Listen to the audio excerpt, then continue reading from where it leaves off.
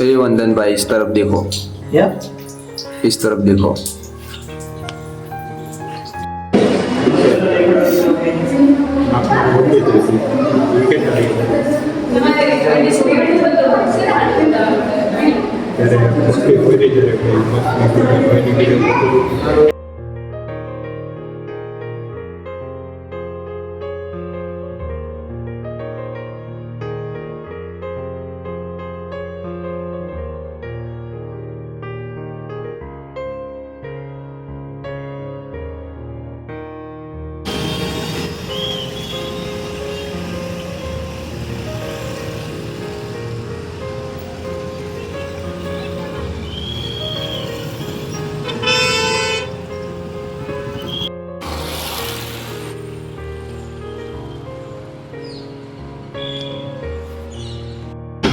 Perfect view guys.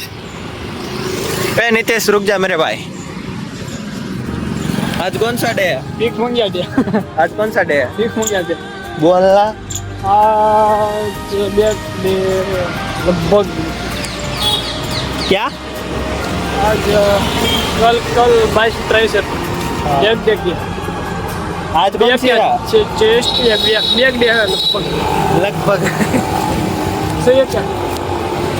क्यों गलत है। क्या गलत है?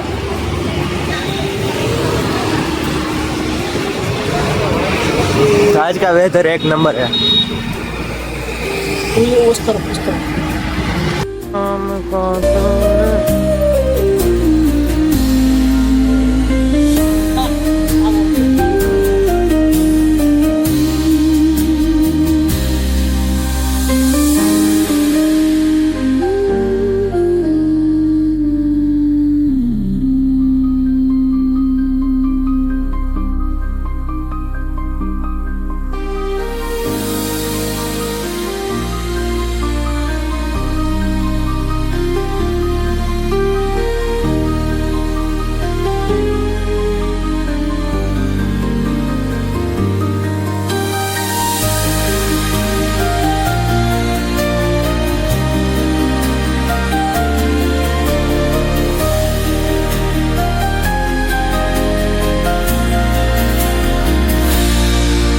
मेरा वर्कआउट तो 10 में से तो 100।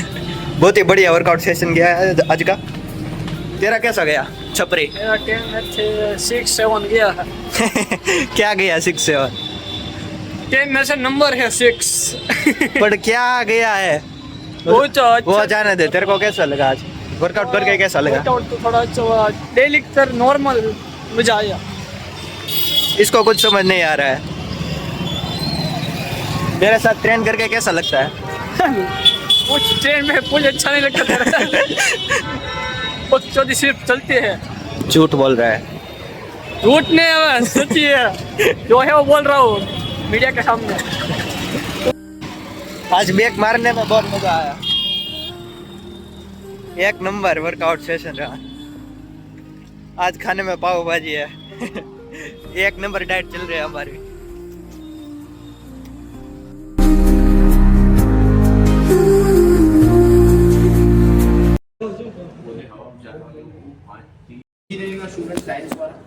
મોદી મોદી મોદી હતો કઈ મોદી મોદી 8 હાથ ધીરે કડક જ ઊંચો થવો જોઈએ, કડક જ રહેવાનો.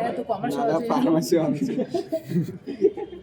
હવે મેથ્સમાં સ્વાભાવિક રીતે હું ભણાવું છું એટલે ભણતો તો ત્યાં સુધી ખ્યાલ નતો આવે, પણ ભણાવું છું એટલે બે વસ્તુનો ખ્યાલ આવે, ઇક્વલ ટુ અને એપ્રોક્સિમેશન્સ છે ને. સાઈન ખબર? ઇક્વલ ટુ એટલે બે લીટા અને એપ્રોક્સ એટલે બે લીટા અને ઉપર કર્વ, બરાબર? એટલે 8 ઇઝ ઇક્વલ ટુ 8 કહેવાય. 4 + 4 ઇઝ ઇક્વલ ટુ 8. પણ 7.9 એપ્રોક્સ 8 કહેવાય. પણ જો ઇક્વલ ટુ લાવ તો કહેવાય ના. કેટલું વેરિએશન છે? 0.1. બરાબર. એ જ વેરિએશન્સ બાબા સાહેબે સમાજમાં પકડ્યું. પ્રેક્ટિકલી જ વાત કરી દઈએ એટલે બહુ એવું ના લાગે. એટલે જન્મ તારીખ ને તો તમને ખબર જ છે કઈ 14 એપ્રિલ. કઈ તારીખ 14 એપ્રિલ 1861 કે 51. આજે બરાબર દેવગતિ થયા હતા એટલે 6 ડિસેમ્બર 1956 65 વર્ષનું જ આયુષ્ય. અને મૂળ જન્મ એમનો મધ્યપ્રદેશ મોટા એક કોન્ટિનેન્ટ છે એમાં થયો હતો. ત્યાર પછી એમણે મહારાષ્ટ્રની અંદર આવ્યા. મૂળ એમની સરનેમ તો ખબર છે ભાઈ? મૂળ સરનેમ સરપા, બરાબર. પછી જ્યારે શાળામાં આવ્યા ત્યારે એમને કઈ સરનેમ આપવામાં આવી? ના, આંબાવડેકર. અને એમના જે ગુરુજી છે, બરાબર, શ્રી મહાદેવજી આંબેડકર, એમણે આંબેડકર એમને સરનેમ આપી. એમનામાં એવા તત્વો જોયા. અને આંબેડકરજી જે હતા એમના ગુરુજી એ હતા મૂળ બ્રાહ્મણ. ઘરની પરિસ્થિતિ પારિવારિક જોવા જઈએ આંબેડકરની તો એમના પપ્પા છે, નામ પિતાનું નામ યાદ કોઈને? રામજીભાઈ સાલપાલે, બરાબર. ધાર્મિક માણસ, ઘરમાં વાતાવરણ પણ સંસ્કૃતિનું વાતાવરણ. એટલે ઘરમાં જ્યારે પણ ભોજન સંધ્યા થાય એટલે શ્લોક, પછી પાણીના આપણે જે કરીએ છીએ એ રીતે નિત્ય ગીત, દોહા, આ બધું ચાલે એમ. એટલે સાંસ્કૃતિક વારસો તો એમના પારિવારિક હતો જ. એટલે સંસ્કાર તો અંદર ઘડતર રૂપે થઈ જ ગયા, બરાબર. આમ તમે જોવા જાઓ બજારની અંદર તો જે પસ્તી ઉઘરાવે છે, પેલી સાયકલ પર જે છોકરાઓ ફરતા હોય છે, કોઈ વાર નજરઅંદાજ ના કરશો, એને શાર્પ ખાલી જોજો તો એ જીવનમાં એ છોકરા આગળ જતા આગળ નહીં આવે, અભ્યાસ નહીં કરી શકે. એ જ પ્રવૃત્તિમાં રહેશે. ગારો બોલવી, આ છે તે છે, અપશબ્દો, આ બધું જ એમનામાં આવશે. પણ સંસ્કારમાં જેનું ઘરનું વાતાવરણ હોય અને એને હિન્ટ જો મળી જાય છે ગતિ થઈ જાય છે. એટલે એ જોઈને વડોદરાના સયાજીરાવ ગાયકવાડે એમને શિષ્યવૃત્તિ પ્રદાન કરી. અને એ શિષ્યવૃત્તિના આધારે એમણે કેટલા વિષયોમાં ડિગ્રીઓમાં નિષ્ણાત થયેલા છે? 64 ડિગ્રીઓ એવું કહે છે.